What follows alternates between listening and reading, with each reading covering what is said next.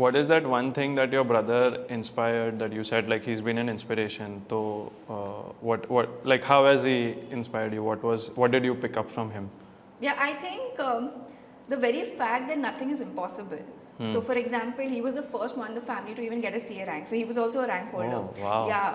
So no, I think just credit goes to his ambition and obviously. Credit goes to the parents. Of course, yes, definitely, no doubt. Without their Milan, there would have not been two rankers in the.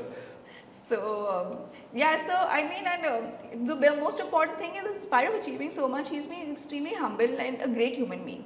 So keeping that balance of also doing very well academically, professionally, and being a great human being, I think that's extremely. What does he do now?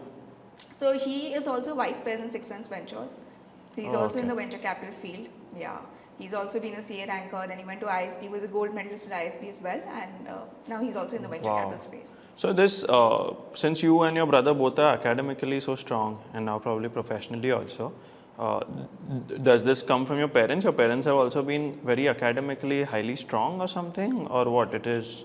Yeah, so I would say, of course, they've, my dad's also been like, entrepreneur in his own kind, and he set up his entire business of over 20 years all by himself, and given us everything that we needed all by himself. So I would say that smartness is definitely in the genes, and and more than that, I think it's just a focus over the years on education and focusing on doing the best in this field. So I would say it's a sum total of all these things. Their genes, of course, and also their focus and. But were they academically very strong, or yes, it was? Yes, I would definitely say they were academically strong as well. Yeah, in fact, everyone in the family, Achha. Yeah. So studies and education has run properly in your family. Yeah, most important. For example, in our family, it was not that strong. So my mom, dad, they are not academically that strong. Okay. But they put focus on education for me. Right. And even in my larger joint family where I've been raised. So as a family, my parents, my chacha, chachi, granddad, academically no one is that strong.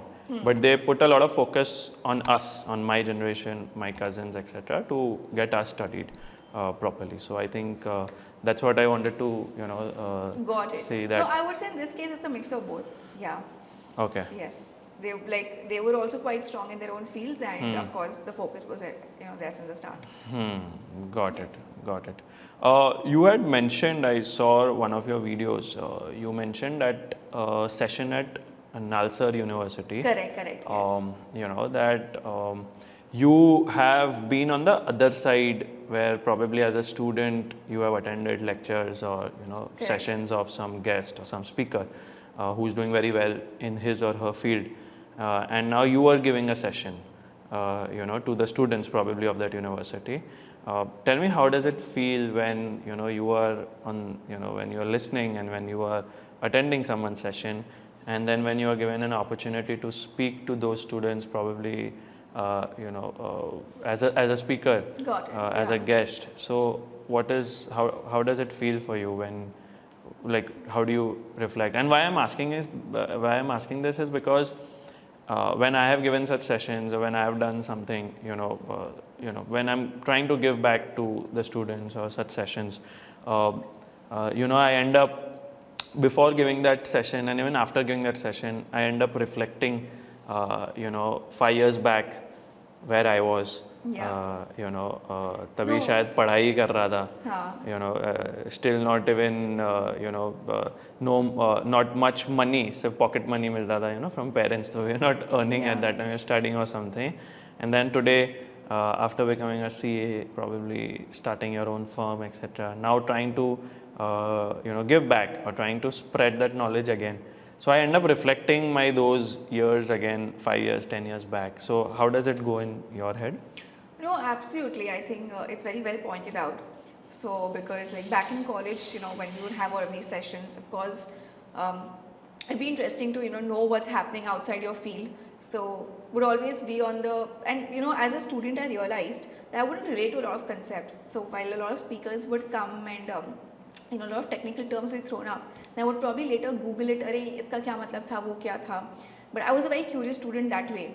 So, you know, when I started taking these sessions, so it was very interesting to, you know, ensure that, okay, the students are extremely engaging, they get what I'm saying.